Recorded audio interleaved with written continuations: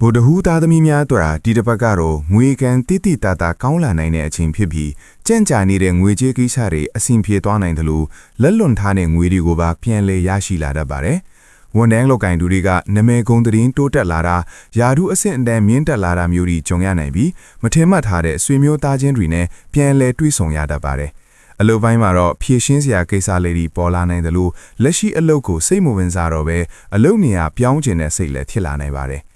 နိုင်ငံခြားနဲ့ပတ်သက်တဲ့ကိစ္စတွေလူမျိုးခြားနဲ့ဆက်သွယ်လုပ်ကင်ရတဲ့အလုပ်တွေမှာတော့အကျိုးပေးအောင်မြင်နိုင်ပါတယ်။ဒါပေမဲ့စက်ပစ္စည်းတွေလက်ဝတ်ရတနာတွေပျောက်ဆုံးတာဒါမှမဟုတ်အလွဲသုံးစားထင်နိုင်လို့အထူးသတိထားဖို့လိုပါတယ်။အောက်လက်ငယ်သားတွေကြောင့်စိတ်ပူရတတ်ပြီးစာချုပ်စာတမ်းပျောက်ဆုံးတာမျိုးလည်းထင်နိုင်လို့ဂရုစိုက်ပါ။စိတ်ပူပန်မှုများလာရင်ကျန်းမာရေးထိခိုက်နိုင်လို့ကိုအနားယူခိုင်းစေဖို့လိုအပ်ပါတယ်။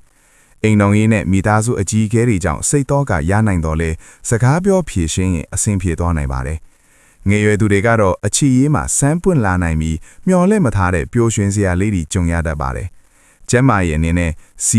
မျက်စိအစာအိမ်ပိုင်းကိုဂရုစိုက်ပေးဖို့လိုပါတယ်။ဒီတစ်ပတ်မှာဆုံးဖြတ်ချက်ချရမယ့်အချိန်တွေမှာအလွန်အမင်းစိတ်လှုပ်ရှားမနေပဲတည်ငြိမ်စွာစဉ်းစားဆုံးဖြတ်ပါ။ကိုယ့်ရဲ့စေတနာကချက်ချင်းအကျိုးမပြနိုင်ပေမဲ့နောက်ပိုင်းမှာတေးကြပြန်ပေးမဲ့အချိန်ရှိလာပါလိမ့်မယ်။အရေးကြီးကိစ္စတွေဆောင်ရွက်တဲ့အခါအဖြူရောင်နဲ့အနီရောင်ကိုအားပြုပြီးဝတ်ဆင်ပါ။နှစ်ကနန်းနဲ့ခွေမကနန်းတွေကဒီတစ်ပတ်မှာအကျိုးပေးနိုင်ပါလိမ့်မယ်။ကံအထောက်ပံ့ကောင်းဖို့မိဘနဲ့ဆရာသမားတွေကိုစိတ်လူတန်းပေးပါ။ဒီတစ်ပတ်မှာဗုဒ္ဓဟူးသားသမီးများအားလုံးစိတ်တော်ကတွေရှော့နေပြီးအလုတ်အကင်ငွေကြေးနဲ့ဘဝအခြေအနေတွေတဖြည်းဖြည်းတိုးတက်လာပါစေ။